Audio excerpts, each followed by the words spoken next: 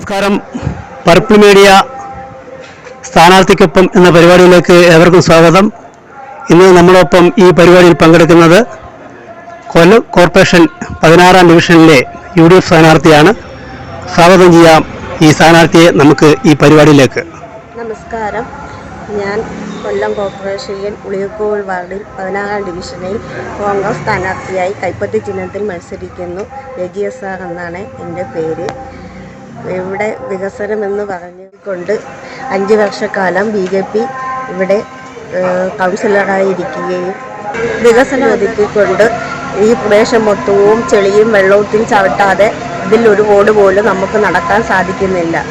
നമ്മൾ വോട്ട് ചോദിച്ച് ഓരോ വീടുകളിൽ ചെല്ലുമ്പോഴും എല്ലാവരും ഇതേപോലെയുള്ള അഭിപ്രായങ്ങളാണ് നമ്മുടെ അടുത്ത് പറയുന്നത്. മാറി മാറി എല്ലാവരും ഭരിച്ചുകൊണ്ടിരിക്കെ നമുക്ക് ഇവിടെ ഒരു വികസനവും നടന്നിട്ടില്ലെന്നുള്ളതാണ് ഒരു സത്യം. കോളനിയിലാണെങ്കിൽ ഒരു ചുറ്റുമല നിർമ്മിച്ചുകൊണ്ട് അവർക്ക് ഒന്നും ചെയ്യാതെ, അടിസ്ഥാന സൗകര്യങ്ങളൊന്നും ചെയ്യാതെ അവിടെ ഒരു ഇത് നമുക്ക് ചെന്ന് കാണുമ്പോൾ ആ മതിലുകൾ മാത്രമേ ഉള്ളൂ. അവിടെ അല്ലാതെ ഷീറ്റ് മേഞ്ഞ കുറേ വീടുകളും എല്ലാം നമുക്ക് കാണാം. അല്ല അവർക്ക് വേണ്ടുന്ന കാര്യങ്ങളൊന്നും അവിടെ നടപ്പാക്കിയിട്ടില്ല.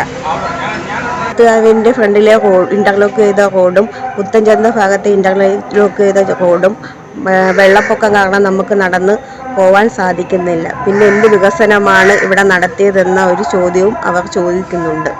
പിന്നെ ഉളിയക്കോട് ഡിവിഷന്റെ ബൂത്ത് പ്രസിഡന്റാണ്. നമ്മളുടെ ആശ്രമത്ത് 704-ാം നമ്പർ ശാഖാ ബിൽഡിങ്ങിൽ കിടന്ന ശിശു സംരക്ഷണ കേന്ദ്രം യാതൊരു മുന്നറിയിപ്പുമില്ലാതെ മുനിസിപ്പാലിറ്റി ഇവിടെ നിന്ന് വേറൊരു സ്ഥലത്ത് കൊണ്ടുപോയി സ്ഥാപിച്ചിട്ടുണ്ട്. ഞങ്ങൾ, അതായത് UDFന്റെ സ്ഥാനാർത്ഥി ഇവിടെ ജയിക്കുകയും ഞങ്ങൾക്ക് അധികാരം കിട്ടുകയും ചെയ്താൽ ഞങ്ങൾ ഇത് പൂർവ്വസ്ഥാനത്ത് കൊണ്ടുവരാൻ ഞങ്ങളുടെ കഴിവിന്റെ പരമാവധി ഞങ്ങൾ ശ്രമിക്കുന്നതാണ്.